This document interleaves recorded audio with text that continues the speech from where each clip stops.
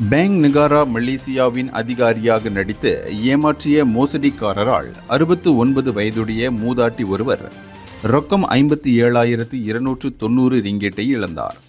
தங்காக் மாவட்ட காவல் தலைவர் சுப்ரித்தண்டன் ரொஸ்லான் முகமது தாலிப் கூறுகையில், பாதிக்கப்பட்டவர் நேற்று ஒரு குறுந்தகவல் பெற்றிருந்ததாக கூறினார்.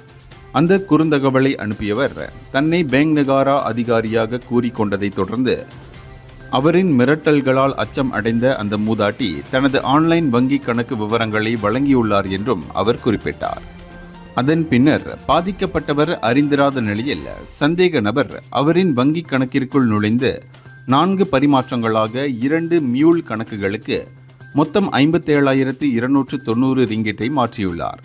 இந்த தொகை பாதிக்கப்பட்டவர் முன்னர் வேலை செய்தபோது சேமித்த பணமாகும். தன்னிடம் மோசடி நடந்ததை உணர்ந்ததும் அவர் நேற்று போலீசில் புகார் செய்துள்ளார். இந்தியர்களின் இதய குரல் மக்களோசை.